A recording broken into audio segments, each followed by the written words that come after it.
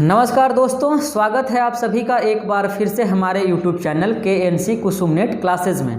साथियों, यदि आप हमारे थंबनेल को देखे होंगे तो आपको पता चल गया होगा कि आज हम लोग क्या बात करने वाले हैं। तो यदि आप आधुनिक भारत के परिदृश्य को देखेंगे, स्फीयर को देखेंगे, तो मुख्य तौर पे तीन व्यक्ति आपको बहुत ही ज़्यादा प्रासंगिक महसूस होंगे।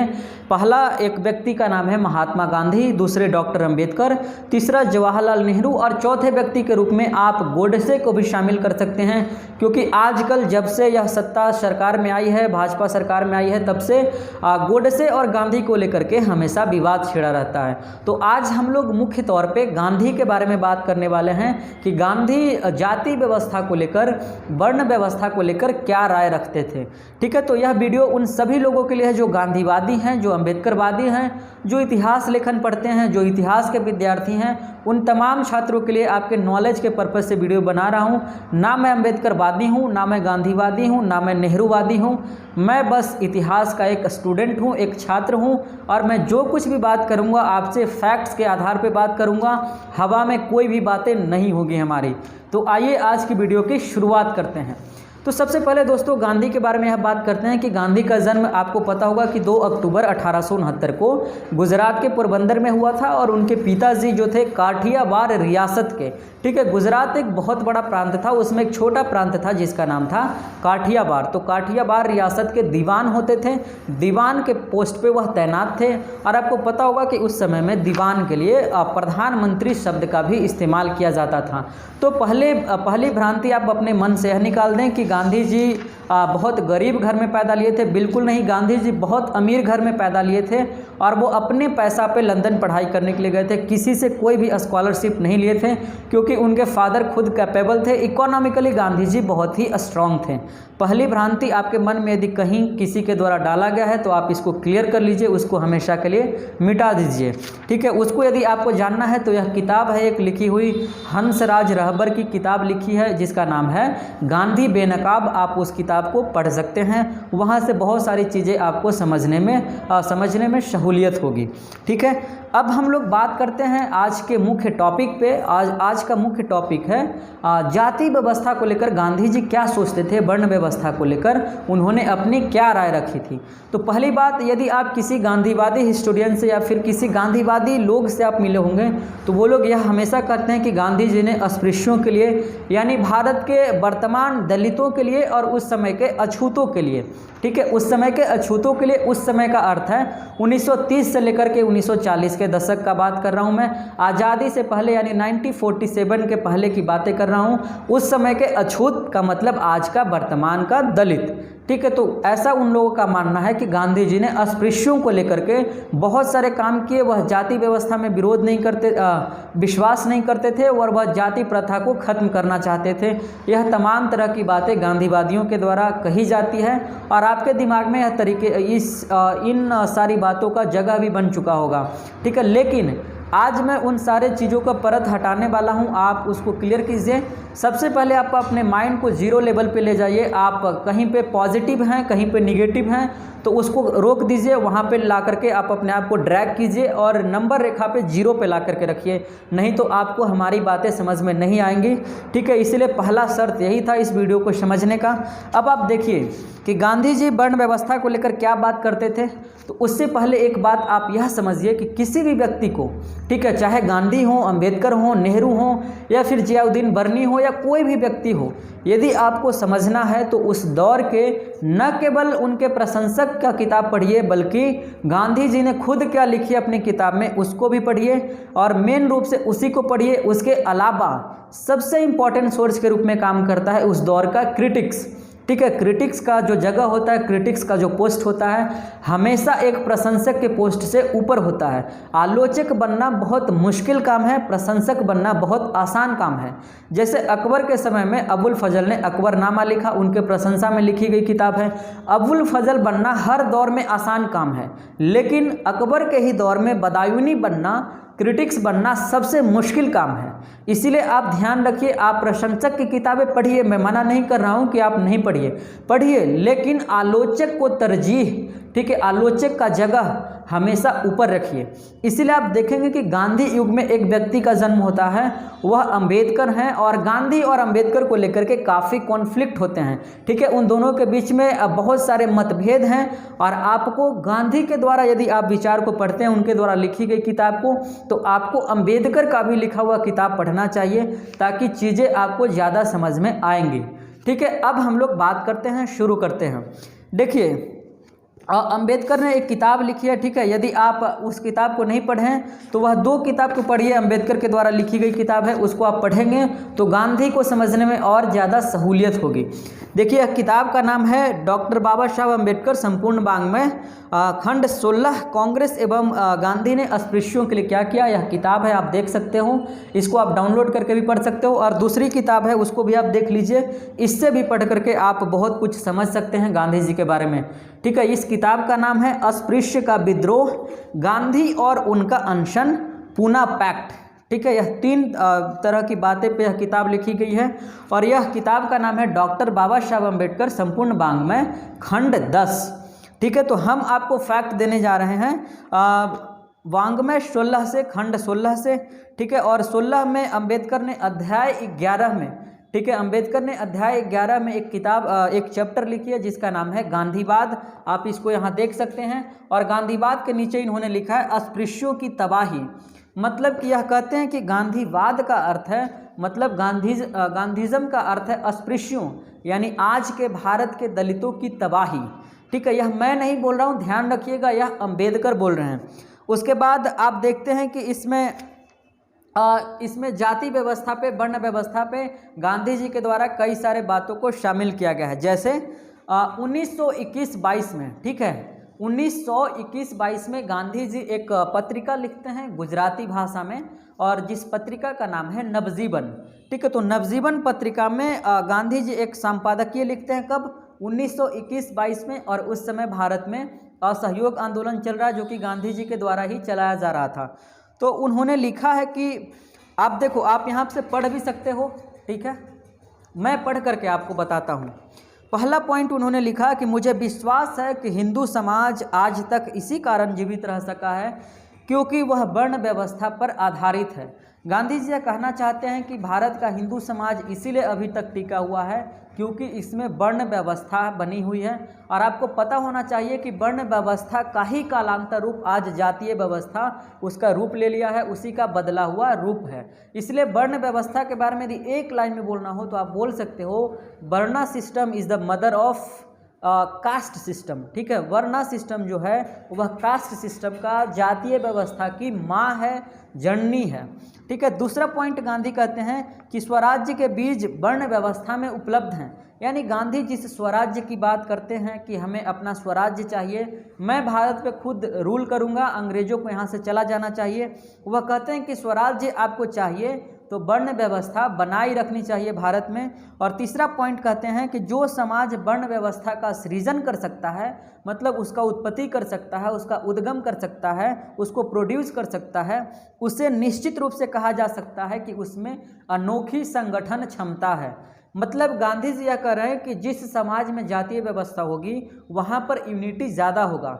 लेकिन आप वर्तमान में यदि आप वीडियो को पॉज कीजिए और माइंड को थोड़ा रिलैक्स कीजिए और आप सोचिए कि क्या जातीय व्यवस्था समाज में रहेगी तो वाकई में संगठनिक क्षमता मजबूत होगा, क्या आप वाकई में एकजुट रहेंगे। तो ये सारी के सारे तर्क, ये गांधी जी के जितने भी तर्क दिए जा रहे हैं आपको धराशायी प्रतीत होंगे, क्योंकि जिस समाज में यदि जाति व्यवस्था रहेगा, जिस समाज में यदि वर्ण व्यवस्था रहेगा तो उस समाज में संगठन क्षमता कैसे अनोखी हो सकती है। वहाँ के लोग यूनिटी में नहीं रह सकते हैं, आपस में टूटे रहेंगे। और आप देखोगे कि हमारे यहाँ भारत में जितने भी आक्रमण होते हैं तो सारे के सारे आक्रमणकारी सफल होते जाते हैं, क्योंकि हम लोग राजनीतिक रूप से भी विखंडित होते हैं और सामाजिक रूप से भी।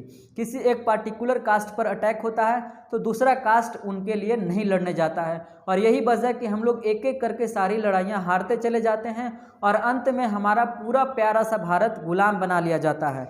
तो यह तर्क पूरी तरह से बिल्कुल गलत है।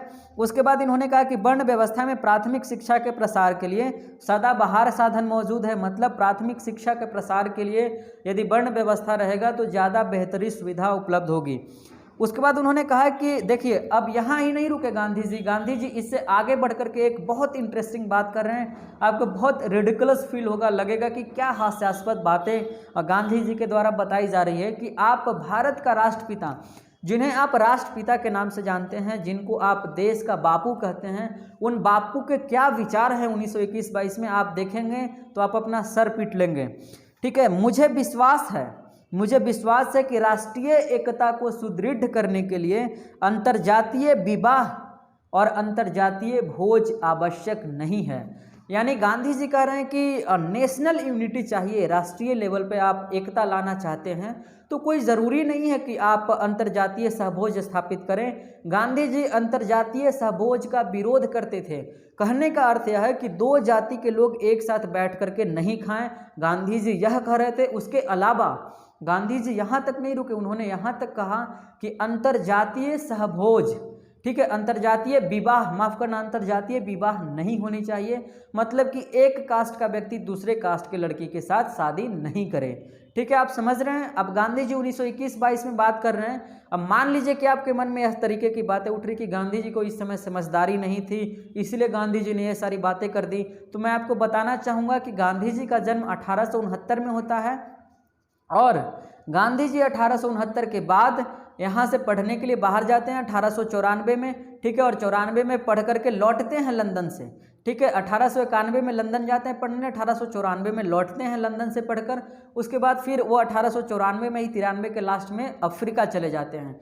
यानी 1921-22 में गांधी जी पूरे दुनिया का भ्रमण कर चुके हैं और गांधी जी की उम्र 52 ईयर्स हो चुकी है, यानी कि 52 साल हो चुका है। इसलिए यदि आप यह बोलोगे कि गांधी जी को समझदारी नहीं थी तो यह बिल्कुल बेतुका सा बयान है आपका, बेतुका सा तर्क है, क्योंकि गांधी जी के पास समझदारी तो बिल्कुल थी, क्योंकि वह आंदोलन कर रहे थे दक्षिण अफ्रीका में। 24 साल रहा उन्होंने, जाति भेद को देखा, रंग भेद को देखा, यह तमाम चीज़ें देखी, लेकिन फिर भी गांधी जी खुद रंग भेद का शिकार हुए दक्षिण अफ्रीका में, लेकिन फिर उन्होंने भारत में आकर जाति व्यवस्था की वकालत क्यों की? आप एक बार सोचिएगा ज़रूर, आखिर गांधी जी के दिमाग में क्या बातें चल रही थी कि उन्होंने जाति व्यवस्था का, वर्ण व्यवस्था का समर्थन किया और अंतर्जातीय सहभोज और अंतर्जातीय विवाह का विरोध किया। ठीक है, उसके बाद आगे आते हैं, उन्होंने बातें की जाति प्रथा से समाज में संयम आता है। ठीक है, समाज में पेशेंस आता है, धैर्य आता है, जो कि यह भी एक बहुत ही अजीब टाइप का तर्क है। ठीक है, उसके बाद उन्होंने कहा कि जाति प्रथा एक प्राकृतिक विधान है। देखिए, आप कैसे आप गांधी जी को आप राष्ट्रपिता मान सकते हो? हम गांधी जी को राष्ट्रपिता नहीं मानते, आप मानते हैं, ठीक है, मानिए।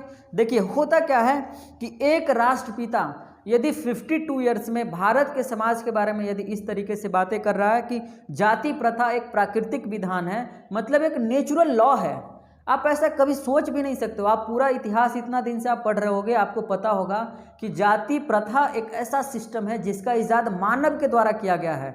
भारत में ब्राह्मणों के द्वारा किया गया, आर्यों के द्वारा वर्ण व्यवस्था बनाया गया है। तो वह प्राकृतिक विधान कैसे हो सकता है? प्रकृति ने आपको किसी जाति में पैदा नहीं किया है, प्रकृति ने आपको मनुष्य बनाया था। लेकिन गांधी जी का यह तर्क सुनकर आप माथा पीटे बिना नहीं रह सकते हैं, क्योंकि वो कह रहे हैं कि जाति प्रथा जो है वह एक नेचुरल लॉ है, नेचुरल जस्टिस है, जो कि यह बिल्कुल पूरी तरीके से गलत तर्क है दोस्तों। उसके बाद बात करते हैं 1925 ईस्वी में।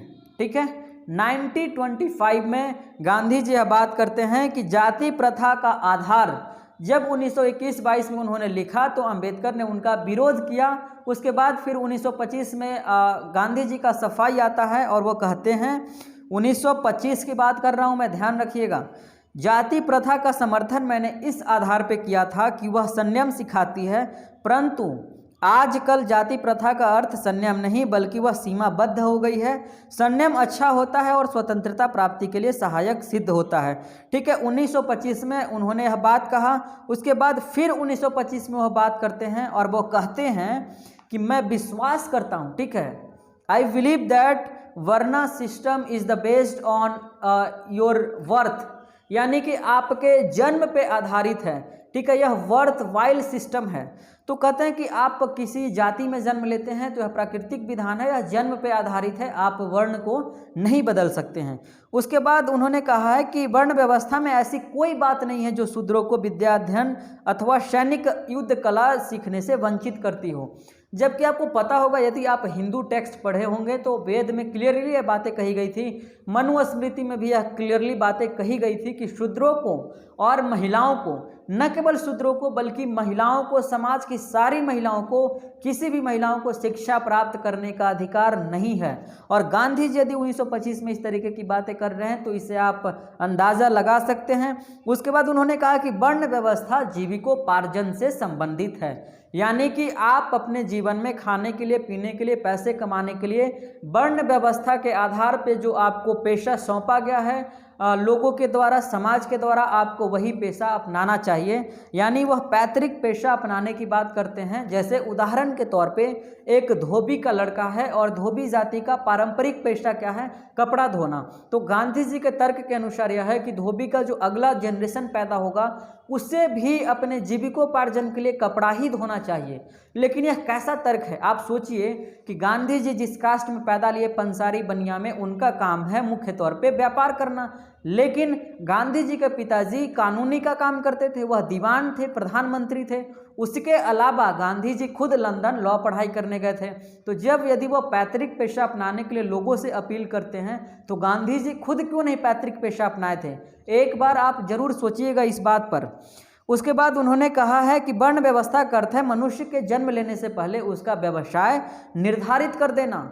यानी कि आपके जन्म लेने से पहले ही लोगों को पता है, समाज को, कि आप फलाना वर्ण में पैदा ले रहे हो, तो आप कितना भी पढ़ लिख लें, आप वही काम करना है आपको। जैसे धोबी के बच्चे हैं कपड़ा धोना है, बनिया के बच्चे हैं आपको व्यापार करना। इस तरीके से जो वर्ण व्यवस्था पे पैतृक पेशा की बातें की गई थी उसके बारे में बात की है। कितनी घृणात्मक बातें हैं, आप एक बार सोचिए इन सारी बातों पर, ठीक है। उसके बाद उन्होंने मशीनीकरण का भी विरोध किया था, ठीक है। अच्छा, तो जाति व्यवस्था तक ही आज हमारा टॉपिक था। तो यह तमाम चीज़ों के बारे में गांधी जी ने 1921 और 25 में बातें की थी। तो यदि कोई गांधीवादी व्यक्ति आपसे यह कहे कि गांधी जी ऐसे बातें नहीं की हैं तो आप ध्यान रखिएगा, आप यहाँ से कोट कर सकते हैं अम्बेडकर को। 1921 में और 1925 में गांधी जी ने बहुत ही विरोधात्मक बातें की हैं और आगे चल करके यहीं तक गांधी जी नहीं रुकते हैं, बल्कि 1944 में, ध्यान रखिए, 1944 में जाकर गांधी जी ऐलान करते हैं कि अब मैं किसी भी शादी में भाग लूंगा तो वह अंतर्जातीय विवाह होगा, तभी मैं उस शादी समारोह में भाग लूंगा। अंतर्जातीय सहभोज होगा, उस सहभोज में मैं भाग लूंगा, अन्यथा मैं किसी भी शादी विवाह, किसी भी समारोह में भाग नहीं लूंगा। लेकिन आप सोचिए कि गांधी जी के दिमाग आखिर 1944 में जाकर के उन्होंने ऐसा क्यों सोचा? वो उससे पहले क्यों नहीं सोचे थे? क्या गांधी जी के अंदर सोचने की क्षमता नहीं थी? क्या गांधी जी पढ़े लिखे नहीं थे? क्या गांधी जी को पता नहीं था? क्या गांधी जी के पास ज्ञान नहीं था? या क्या गांधी जी क्या थे? आखिर क्यों नहीं समझ पा रहे थे? 1944 तक उनको क्यों टाइम लगा जाति व्यवस्था का विरोध करने के लिए? इसलिए आप ध्यान रखिएगा, एक बार आंख बंद करके किसी का भी फैन मत बनिए, चाहे गांधी हो, अंबेडकर हो, मार्क्स हो, किसी भी व्यक्ति का आप दुनिया में फैन मत बनिए। क्रिटिक्स बन करके पढ़िए, उसके फैक्चुअल चीज़ों को जानिए, जहाँ जहाँ विरोध करने की बातें आती है वहाँ पर विरोध करना सीखिए, ठीक है। आप किसी का भी, मैं हाथ जोड़कर निवेदन करता हूँ, आप किसी भी व्यक्ति का, इतिहास के किसी भी आइकॉन का, किसी भी व्यक्ति का दुनिया में फ़ैन कभी मत बनो। उसको पढ़ो, उससे समझो, उसको सीखो, ठीक है। तो मेरा यह सवाल एक आपके पास उधार रहा कि 1944 में आखिर क्या हुआ कि गांधी जी ने वर्ण व्यवस्था का, जाति व्यवस्था का विरोध करना शुरू हुआ, और उससे पहले वैसा क्या था कि गांधी जी विरोध नहीं कर रहे थे? तो दो सवाल मैं आपके लिए छोड़ता हूं, आप कमेंट बॉक्स में आप अपना जवाब देना, अपना प्रतिक्रिया जरूर व्यक्त करना। आप गांधी के फ़ैन हो, अंबेडकर को फ़ैन हो, नेहरू के फ़ैन हो और किसी के भी फ़ैन हो, प्रतिक्रिया आप जरूर देना। और इस तरह के तमाम रोचक बातें हम आपसे करते रहेंगे एक अलग एपिसोड में। तो आज का वीडियो यहीं पे ख़त्म करते हैं, फिर हम लोग मिलेंगे अगले वीडियो में एक नए टॉपिक के साथ। तो थैंक यू वेरी मच दोस्तों टू ज्वाइन मी, फिर मिलेंगे अगले वीडियो में। शुक्रिया, बाय बाय, जय हिंद।